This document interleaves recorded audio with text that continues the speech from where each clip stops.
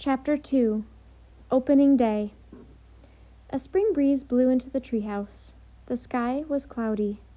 "Hey, baseball uniforms," said Annie. Their clothes had magically changed.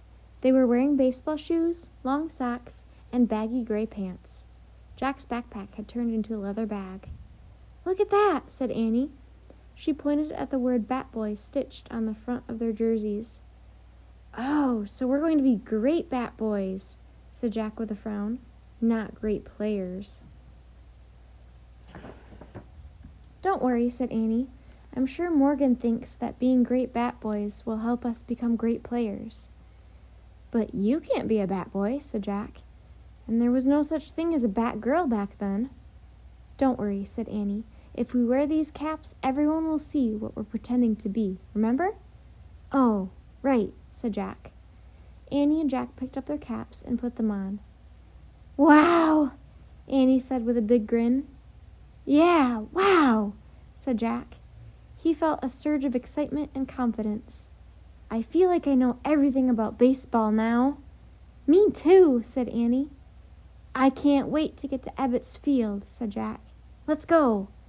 He shoved the baseball book into his backpack. Then he led the way down the rope ladder. Jack and Annie stepped onto the ground. They'd landed in a small grove of trees. Nearby were stone benches and a fountain. Children were playing on the grass and walkways. "Looks like a city park," said Jack. "Let's ask directions," Annie said. As they headed toward the kids, a gust of wind blew through the park.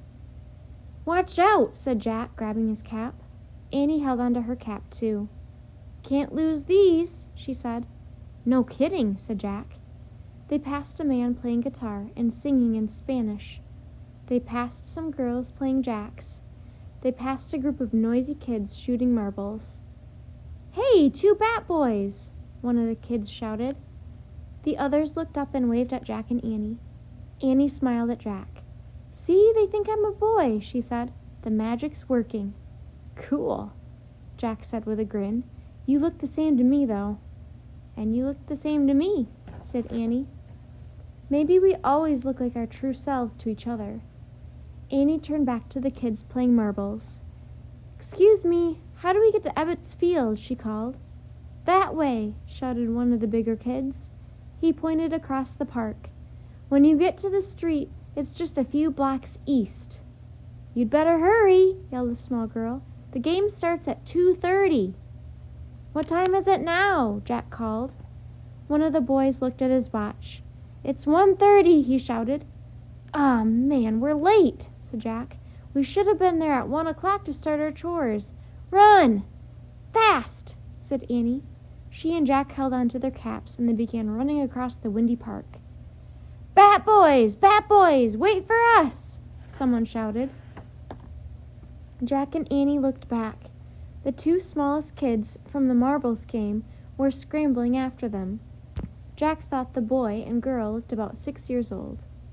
"Sorry, we have to hurry," Jack yelled. "But we can help you," the girl said. "We know a shortcut." "You do?" said Annie. "Yes," said the boy. "We go to Ebbets Field a lot. This way." The small kids turned and started down a dirt path. Annie and Jack ran after them. "What are your names?" the girl called. "Jack and Andy," Annie yelled back. "What's yours?" "I'm Olive," said the girl. "This is my twin brother, Otis." "Twins? Cool," said Annie. "It's a big day for baseball," said Otis. "That's what we hear," said Jack. "I wish we could be Bat Boys like you," said Otis. "We know all the rules," said Olive. The twins led the way to a busy street at the edge of the park. Old-fashioned cars rattled down the broad avenue. The huge cars had long, rounded hoods and lots of shiny silver chrome. Alongside the cars, a trolley clattered over tracks.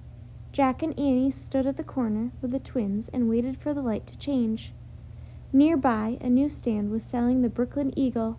Jack read a headline, "Opening Day at Ebbets Field, Brooklyn Dodgers versus Boston Braves." "Annie, look," he said, pointing at the newspaper.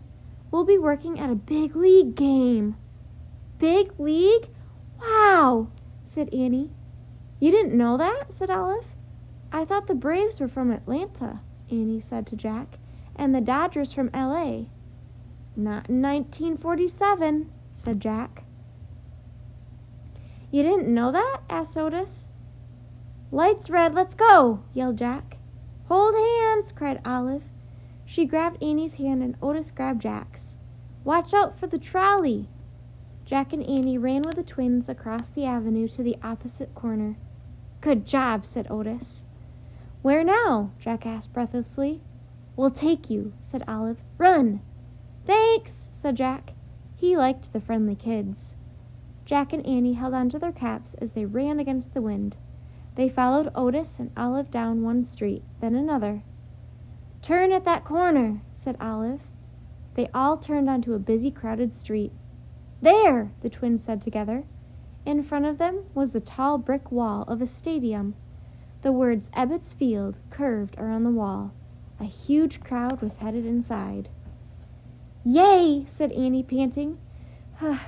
Thanks for showing us a shortcut, guys. We're not there yet. Come on, said Olive. It's a big day for baseball, said Otis again. A really big day.